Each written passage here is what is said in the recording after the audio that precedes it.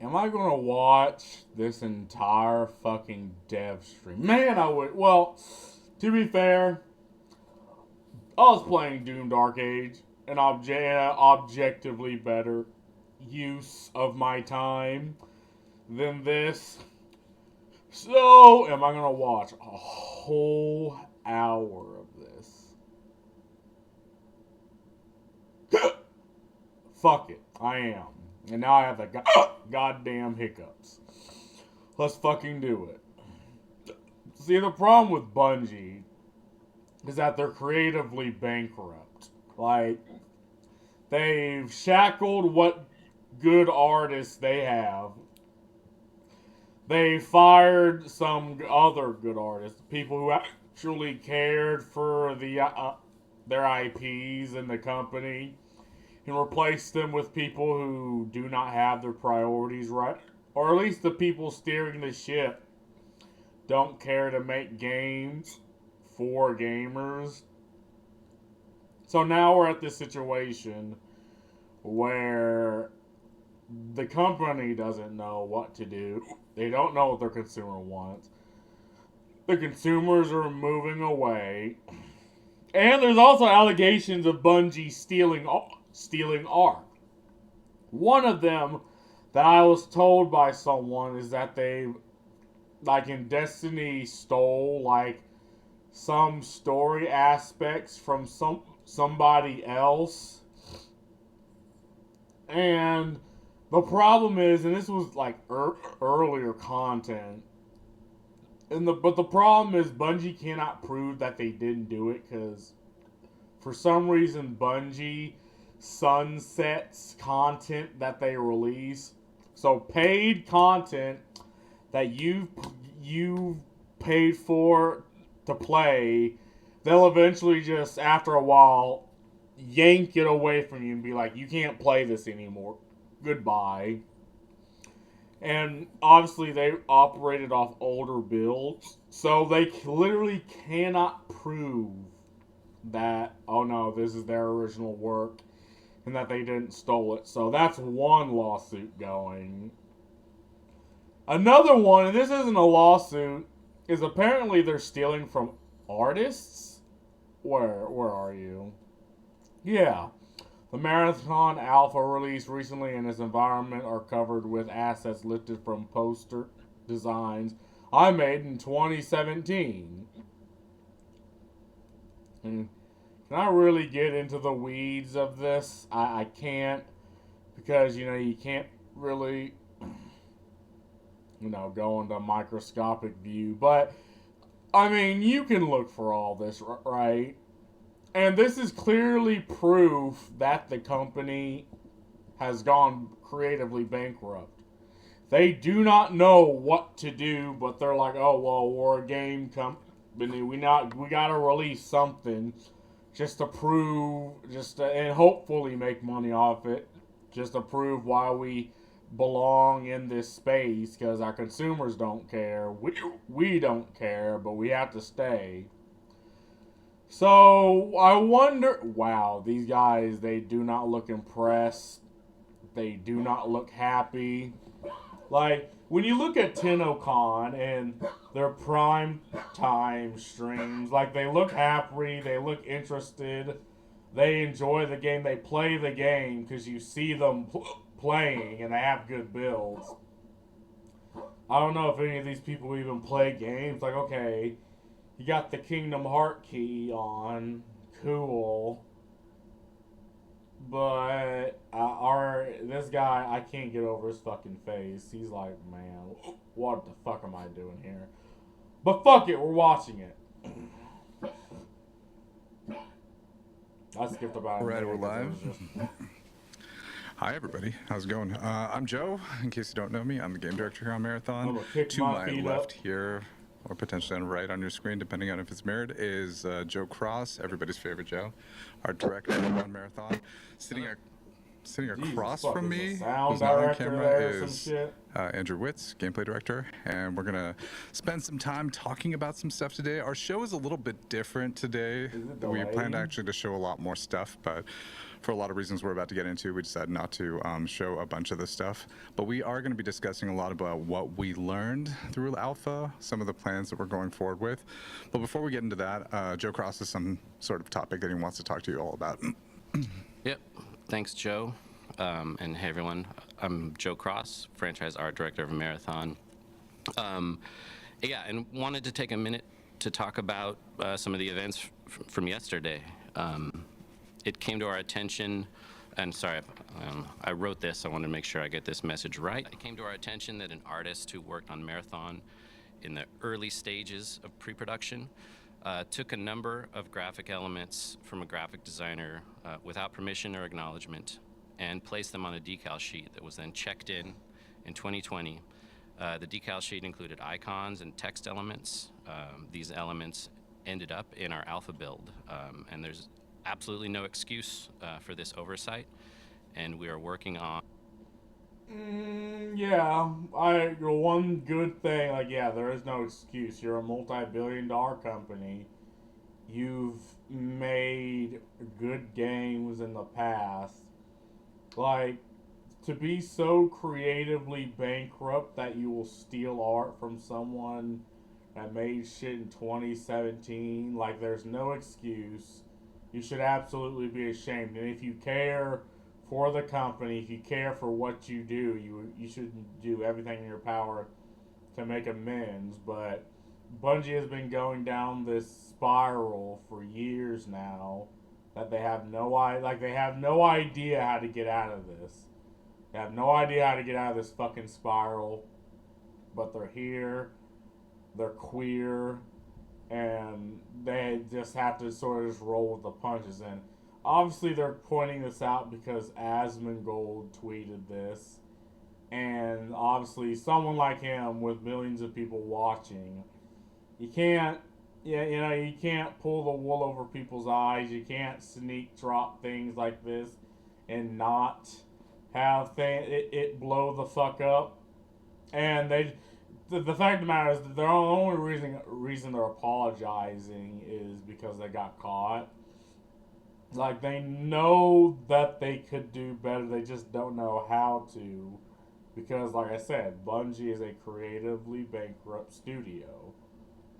And 100% committed to our review process to ensure instances like this don't happen again on Marathon or at Bungie.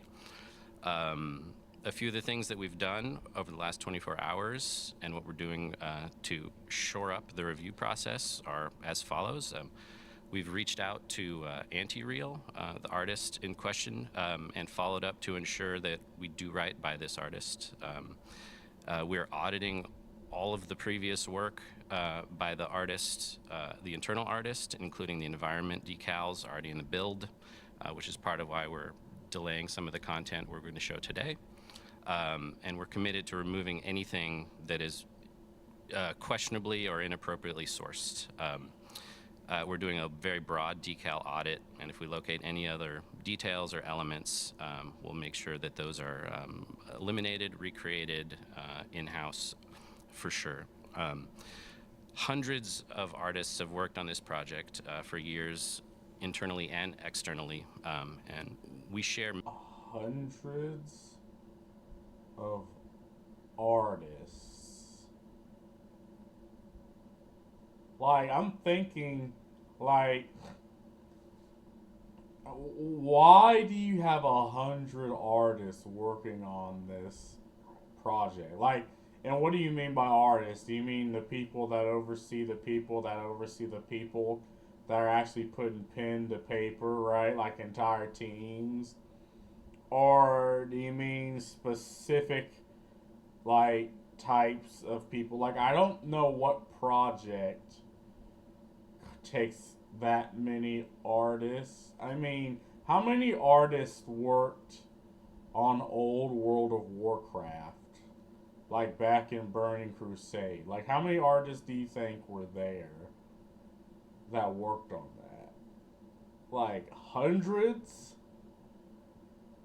Or again, are you including everyone in the department, including like the executive that just stands there looking like, are they considered art? Like this just seems crazy to me because you have games popping up being made by like 20 dudes in their mom's basement, and they look objectively better than this game. Like this game just looks like, you know, like what they're trying to do with Destiny, only it's more like neon eye diarrhea. Like I don't get this. Many influences, including modernism, Swiss typography, 2000s style vector art, cyberpunk, and of course the original Marathon trilogy. Our style is a result of all of those inspirations. It's also worth noting that none of our external partners who've worked on branding or any part of the visual design of our game were involved with this situation. And lastly, personally, I have a huge amount of respect and admiration for artists working independently and producing, and making a living doing commercial or fine art. And we've worked with many of them.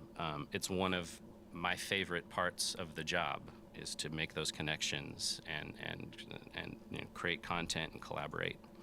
And why are you not looking at the camera? Like, this is just the look of someone that's just reading from a piece of paper, but not really talking to you. He's looking sometimes out this direction. At this X right here. I don't know what the fuck that guy. I think this closes out of the full screen. He's not talking to you. He's just doing PR speak. So to that extent, I want to send my personal apology to Anti-Real, whose work was used in this case. And I know how unfair this feels, and we're doing everything we can to make this right with her. Her work is fantastic, and we clearly share mutual appreciation for a specific genre of graphic design, and it's very exciting, and I'm excited to have folded that into our style in general. So thanks for listening, and thanks for your patience. So absolutely, and thank you, Joe, for coming in and chatting with us about that. If you have any further questions. And of all those hundreds of artists, isn't it someone's job to make sure this exact thing doesn't happen? Because, like, I'm not even talking legal, right? Though legal is a massive part of these things. I'm talking, like, brand image. Like, you have tarnished what little fucking brand image you have. You've fragmented that even more now that we know that you're stealing shit. And who's to say you won't do it again? The only reason you're pointing it out now is because, people figured it out. And, okay, maybe it was made by AI, whatever, but the public perception is AI is a bad thing, even if I personally don't think it is. Like, to an extent, people don't care for AI, and as a multi-billion-dollar company, that I guess you're not going to be a multi-billion-dollar company for long if you keep pulling shit like this. Like, you should be overseeing every single process of the art. And the fact that people figured this the fuck out almost immediately when it was posted, right? Or in the past, I think it was in the past, like, month. Like, just complete randos show you how far you've fallen. I guess you're trying to scrape whatever little goodwill you have, but it's not happening, bud. Spencer, feel free to ask him as we go along. We're probably going to transition now and just talk a little bit about Alpha. And Alpha was a big milestone for us. There was a lot of stuff that went into it. It was always intended to be kind of like a smaller slice of the game. Wits, right? as we were going into it. Feel free to talk, by the way.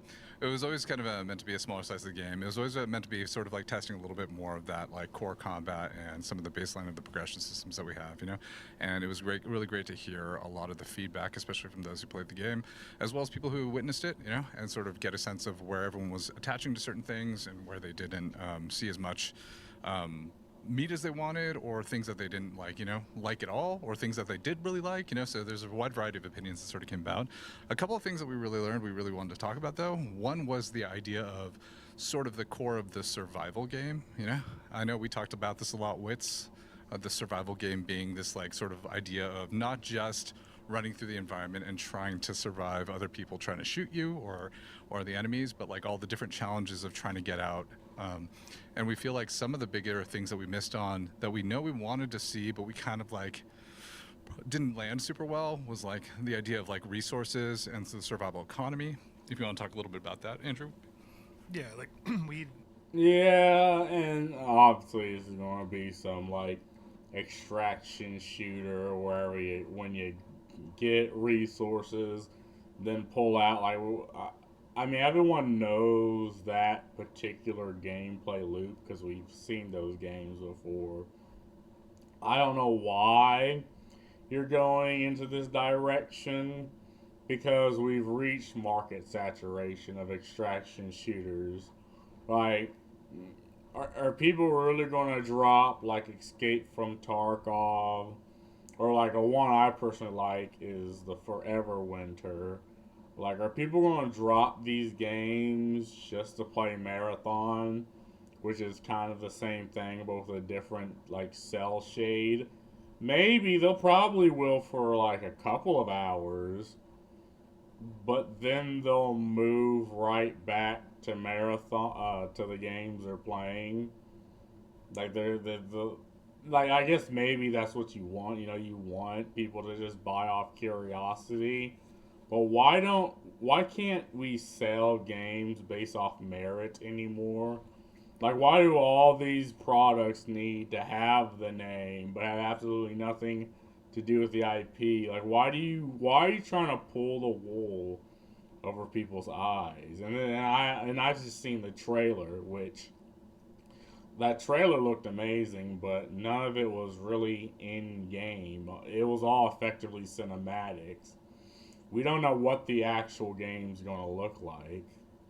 Basically, we were dropping like too much ammo, right? Too much heals, too much of everything, and so people were lasting the session for a really long time, and we just didn't really kind of push you out. And so we knew this was going to happen in the build, and so we've been really like focused on how we can improve that and get more hazards in the game. There's a lot more hazards in the current. This guy does not look happy to fucking be here. I don't know if he's a developer or not. Now, if he is a legitimate developer, it would make sense. Like, if he's doing the coding, if he's doing the editing the assets, that makes sense because you're probably on a 15-hour crunch. But if you're just some HR dude, or if you're just some exec, like, at least act like you're interested. Like, he looks fucking tired. I'm probably going to be roasting this dude in his fucking chameleon eyes all like this entire video. Build. There's a lot more evil things we have in the game, as also like and half the guns are in the build, and so the other half are not in the build. So you haven't even seen half of the weapons. I know that there was some folks that thinking that like that was the full library. It is not. It's like half the guns in the game, and they were dropping too often too. Like we were dropping too many guns, too many long shots. I know long shots were a thing. Long shots were OP, yeah. We're focusing on that. Yeah, there's the core of it is ultimately we wanted more stories where there was about like using your resources wisely, and we didn't feel like we put people, or like we didn't put players in a situation where they needed to use their resources wisely, and as a result there weren't enough stories where it was like, oh, I ran out of this thing and I had to figure it out, or I really needed this thing and I was searching around trying to find it. And so we want to build more of those stories moving forward, and so we've been doing a lot of internal iterations. I know even our most recent build we've stripped back a lot of those pieces, and we're seeing some kind of crazy stories come out of that. So so that's a big part of the survival economy. You talked a little, but like what people want to see are some visuals. Like, it's cool y'all talking about this. I don't know if I'm gonna get all the way through this fucking video. Cause I really just wanted to talk about this shit in the beginning, but if they're not gonna really show us anything, if they're just gonna talk, it's like, man, I might not get through all this. A little bit about like survival challenges, like the idea of like, you know, the environment being a little bit more hazardous to you, you know? Or is there any stuff you want to share there, Andrew? Little bits? Yeah, we're working on we're working on a bunch of stuff. Working with Lars's team. Also, Lars is here. Yeah, Lars, if you want to talk about it too. Yeah, so Lars, you should talk about all the fun things and all the ways that we're. How are you trying to kill players, Lars?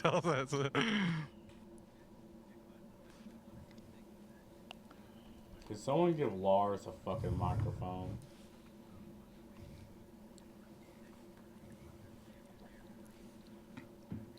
This is toxic plants now that we have in Martian perimeter. So like sort of going between POIs, you will have to keep a lookout for that. It's for the people who got really used to switching to knife and just going full bore.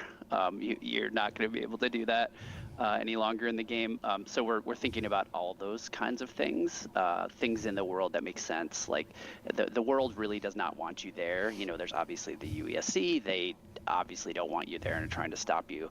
But maybe that's a good segue to, I don't know, Wits, if you want to talk about some of the UESC stuff we've been looking at lately as well. We definitely know that the UESC were when they took a lot of damage. They were like overly reacting, like and hit reacting, and so we're looking at reducing what's called like first sighted, which is like they look at you and they're like you, and then then what, like do they not know how to, like, don't get me wrong, I have fuck ups on stream too, right?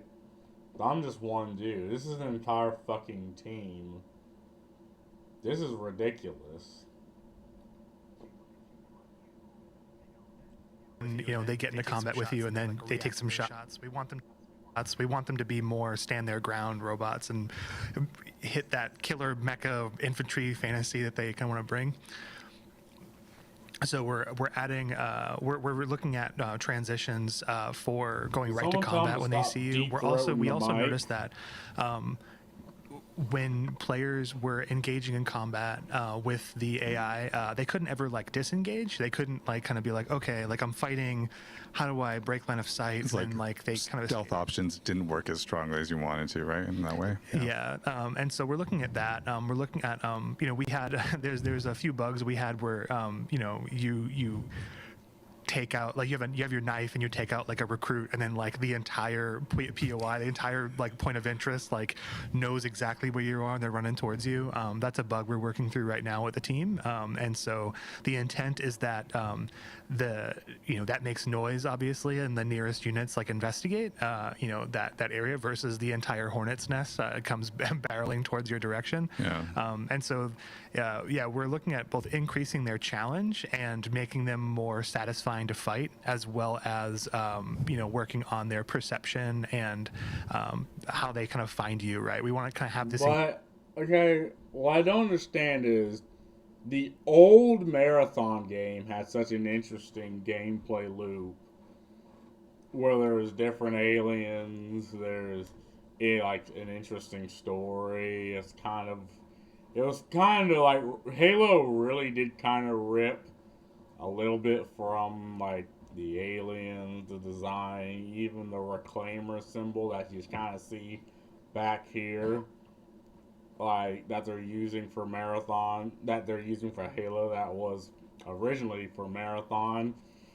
But now they're throwing away such an interesting world, if you've played older Marathon, for just a generic looter shooter, extraction looter shooter, where you're fighting robots and shit.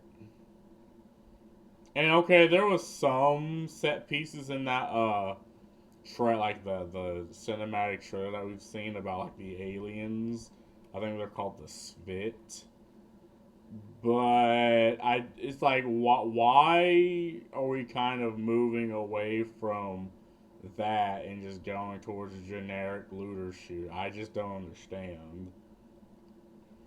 Engage options where you can do some damage maybe and then like you don't have to finish the fight, stand and fight. Is that you actually might want they see you and there's a moment in time where you can actually like break and kind of get a chance to get away. Yeah. But we still want them to be threatening versus like you can just run around them, right? They need to really push back. The sweet spot you're kind of looking for is ultimately that you have more options for how you like divide and conquer and tackle them depending on how you play. But if they do get an advantage on you, each individual unit feels a little bit more threatening to you, right? Yeah. Like we were there. There's the shield unit, the big shield unit, for example, is if you get first shot advantage on this unit, especially like a precision headshot or something, sometimes they would like hit react and then they wouldn't kind of do a bunch of their abilities that they kind of have that actually like charge you and they like kind of tuck behind a shield and you can't actually shoot them and they're perfectly tucked behind that shield and they push you and they want to like do this melee attack. We were noticing that they were getting taken out before they can kind of do that, and so we're looking at looking at their vitality in ways where they don't feel like they're bullet sponges, but that we really require you to play this like marksman game, but also that they challenge you to kind of have different ways for you to resolve the fight with them. So the team's really kind of digging into kind of like different ways we can kind of get into that and resolve that. But why aren't you showing everything you're talking about? Like, show, don't tell. And I think that's probably why they're not, because they got into the whole artist situation. But like, we need I can kind of understand what he's talking about, but visual representation would be perfect here, but I don't think they really put much editing into this, right? I think this was something that they probably didn't want to do now, but they're forced to. My dude's having a fucking hard time over here. Even more satisfying, but also still make it so that there is those disengage moments where like I'm gonna tackle this fight with this unit, but I'm gonna do this thing. Like there's this hit react they have. They kind of like power down for a second. They kind of wake up. It's like this big hit react if you do a lot of precision damage. We're looking at maybe maybe that if you duck behind a cover or something that they don't know exactly where you are when they wake up, for example, and so that also plays into kind of more of the like solo viability in terms of like you don't have to like 1v9 all the robots. No, that totally makes sense. I know another topic that sort of came up when it came to the survival game was also the pacing of like sort of every given session, right? Like I know we talked about it internally. It's like there tends to be like a front-loaded tension inside of our runs where a lot of tension happens in the beginning. There's a lot of brawling, and then it sort of like begins to quiet out as you're sort of playing through the rest of the session. And we wanted to make sure we shake that up a little bit. I know we've talked a little bit about how event pacing folds into that. Lars, I think you and your team have talked a little bit about it, right? What are your thoughts? Yeah, no, that was really good. We actually got a lot of good data from the alpha about how event pacing was working, but also just sort of being able to, like, we got lots of good feedback about some of the events and how difficult or not difficult they were, how frequently they appeared or not frequently. And so we're looking at all that data, and we also understand, I think you said a really important thing, which is we also realized that as the session went on, the tension started to drop. Like if you were going after and you had run into a bunch of players, after a certain, you never know quite exactly how many players are left in the session. But after a certain amount of time, you can guarantee that the PvP population at least is dwindling a bit. And so our challenge that we're looking at right now is how do we increase the world danger over time? And we can handle that in a bunch of different ways, but we've got some pretty neat ideas there. Like is it about complexity or requirements for exfils? Is it about increasing PvE or world resistance? Is it about pacing of the activities? I think the answer is all of the above, and so like we're looking at all of those things right now, and I think we have a lot of good knobs and tuning capabilities there. So I'm pretty bullish on our ability to make that. The longer you stay in the session, the less safe you feel, but also the more you're like, maybe I should get out of here now. So that we want to increase those sort of thoughts from happening too. Yeah, and that's fine. All right. like I know the Forever Winter does this because there's enemies that are always spawning. Some you can't really take out, others you can, and it's like, but you have people that want to be risky and be like, maybe I want to risk staying or going further just to guarantee more loot. And I may risk running into other players, or I may risk running into the NPCs.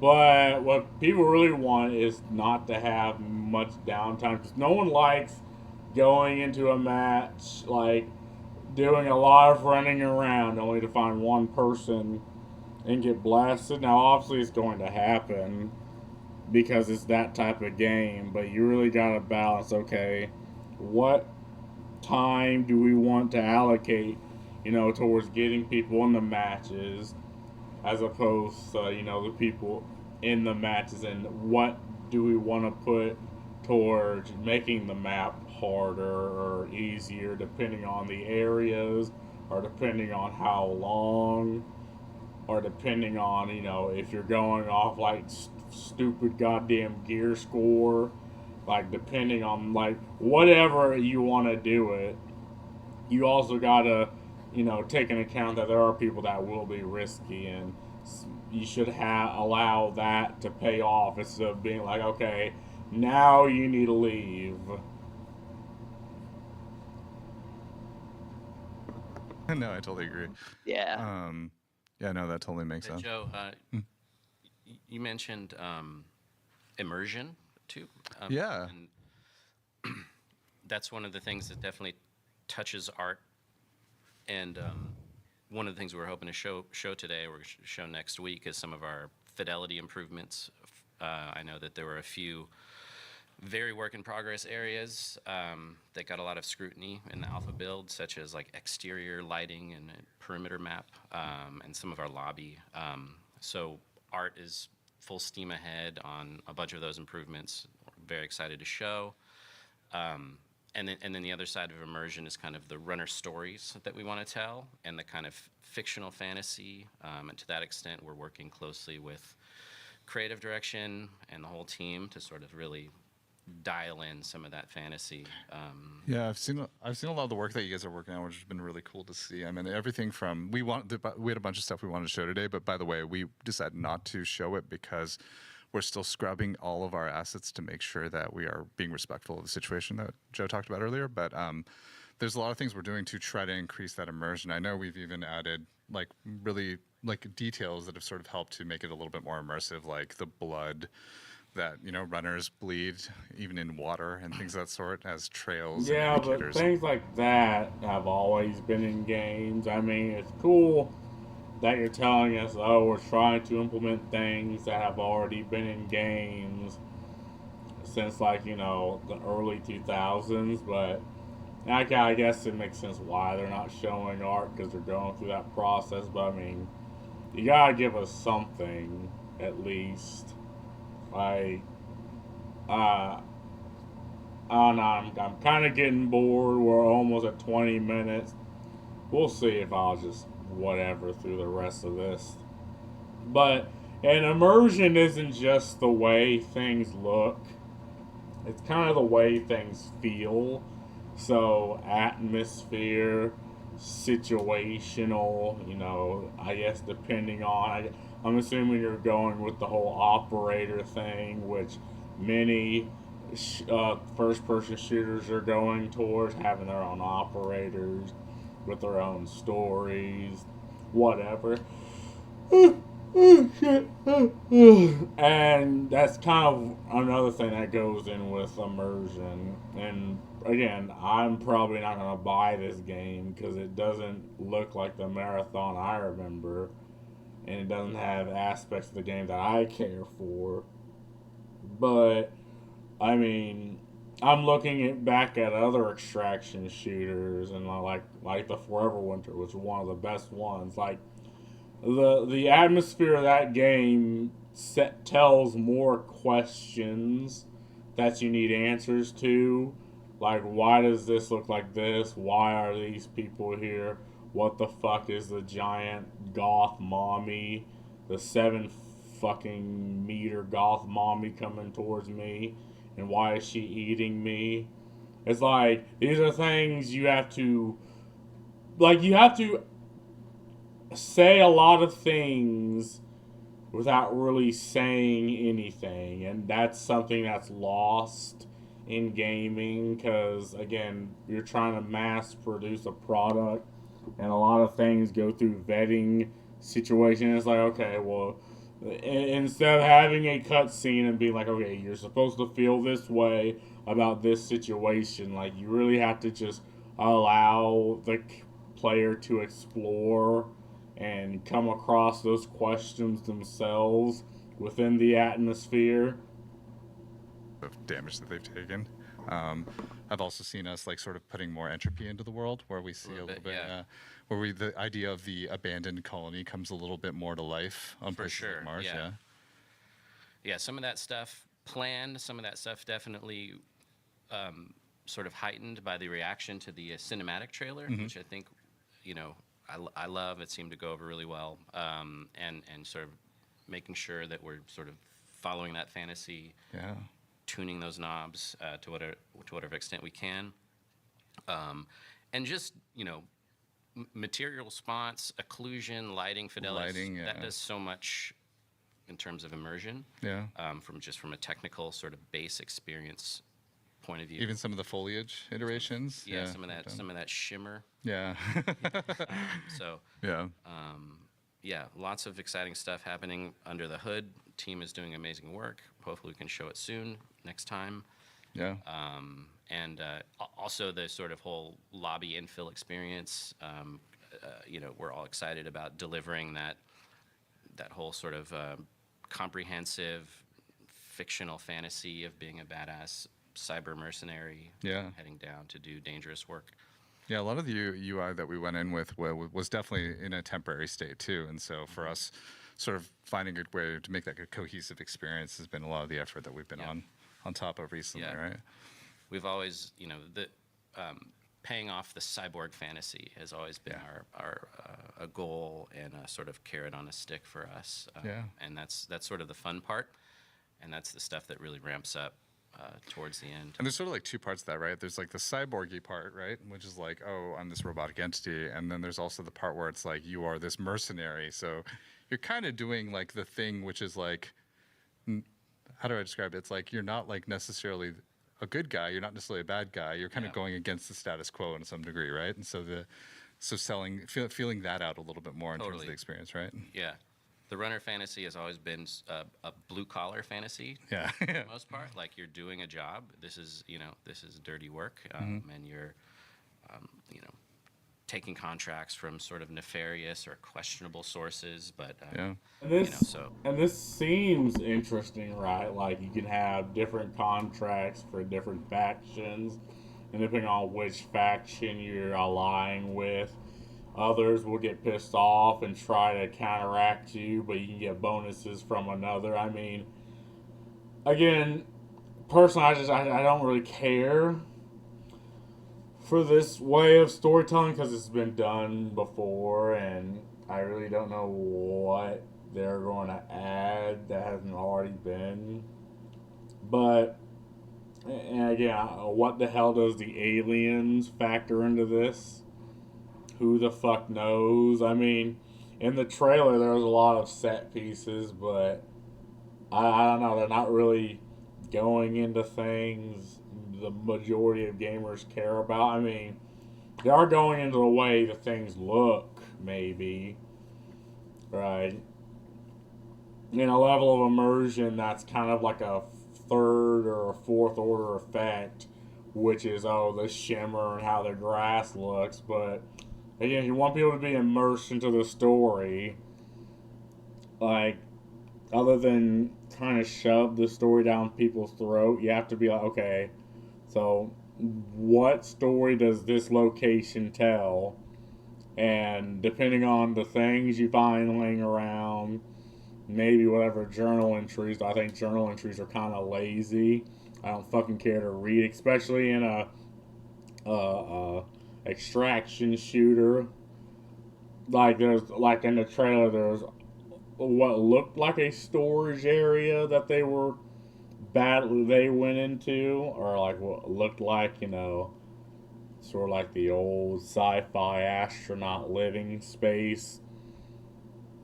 And it's like, okay, so what story does this location tell just based on looks alone, without even? And these are things that the majority of people probably aren't going to fucking care about, because this is like the Elden Ring level of storytelling I'm talking about. Though I don't think Bungie really cares for that level of intricate storytelling. But there's a reason why there's so many damn lore channels about a very teeny tiny specific like armor set or a very specific type of enemy, or the damn ruins in the Siofra River. If you play Elden Ring, it's because FromSoft knows how to bake story into things, and you have to really yank the story out of their fucking hands. And, you gotta rip it from them to really find out. So this is why, I don't know, the fucking golems act the way they act in the Siofra River with the old fairies and stuff. And how the old Irish idea was like you can shove fairies or wisps into things and magical things and make them move, which is what makes the golems move.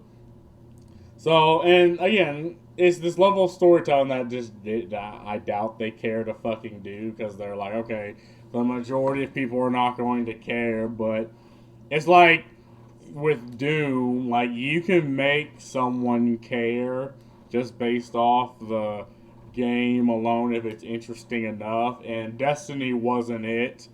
Even though they're like, oh, you can do all the reading out of the game. It's like, no, I don't want to.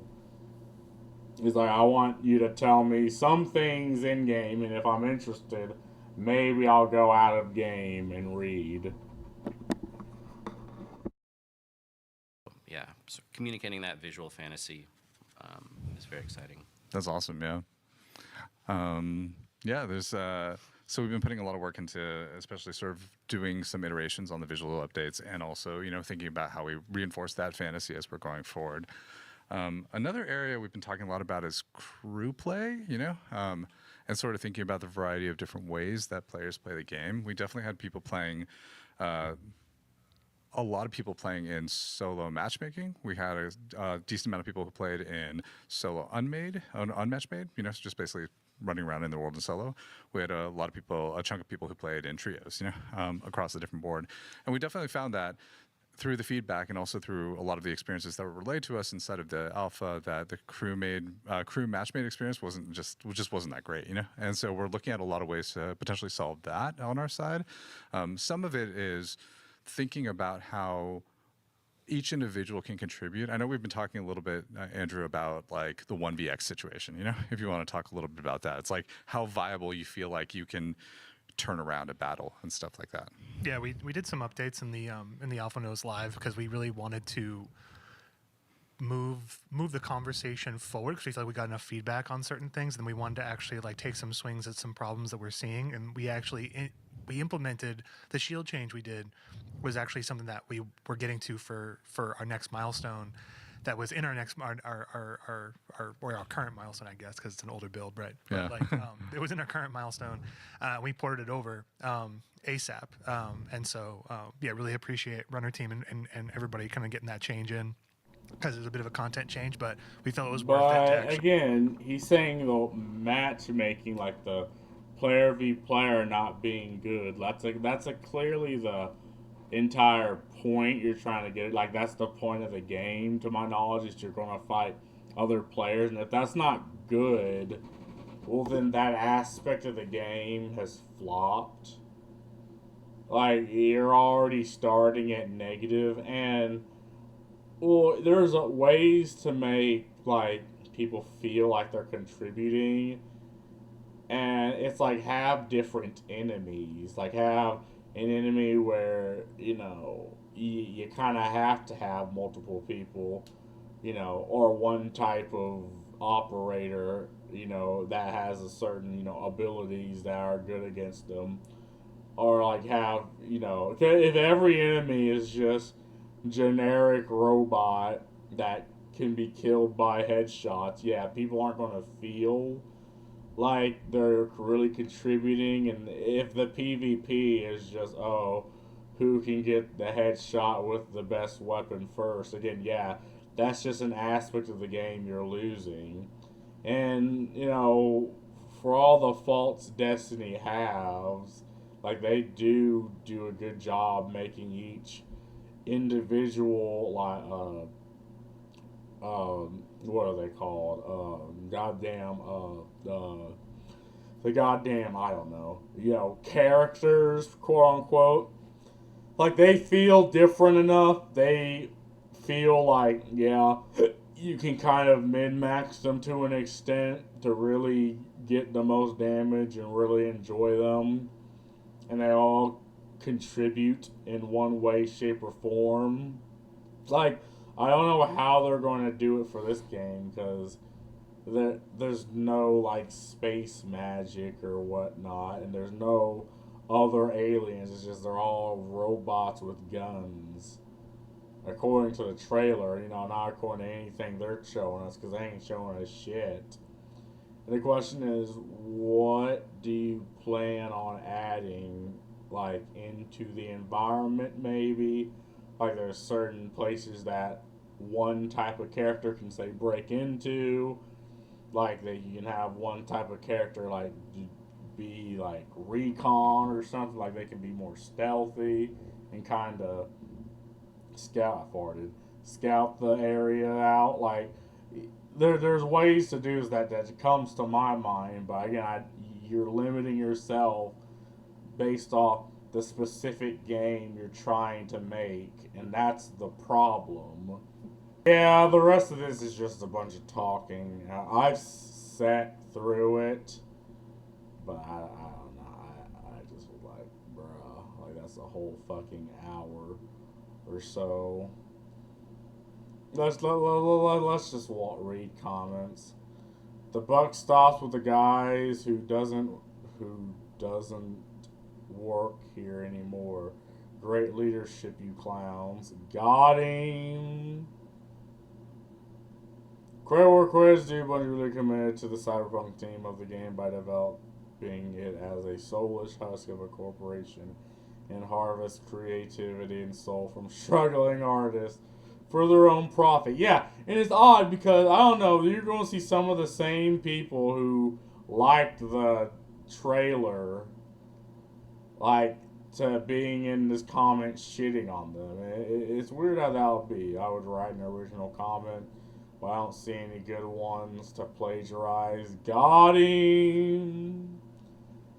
It's insane how Josie looks mad chill, but Joe Cross literally looks like he's shitting bricks. Understandably so. Is that this guy? He just looks like he doesn't want to be there. Boys, we've fallen a long, long way from Halo days, haven't we? Oh, God, I'm going to plagiarize your comment for my title. Art Raiders. Got him. How can we kill the game if not the entire studio? Just don't buy the game. I mean, do what we did with Concord. Just shit on the product and move on. Literally strict comments are enabled here. Yeah, I mean, if they were to disable comments, it would look bad. They better be paying the artists and not just scrubbing the assets. Hopefully, but I doubt it. Bungie's new project, Grand Theft Art. Actually, I'm gonna plagiarize yours. You followed the artist for years before development began. Plagiarism will make me God. I can't wait to see the art book with everyone getting credit. Yeah, hopefully, and not like half of it being by ChatGPT and all the people that put prompts into it. But anyway, well, the reason I need a shit. Like that fart I did like 40 something minutes ago. Put a whole poop in my butt. But anyway, y'all have fun. Peace.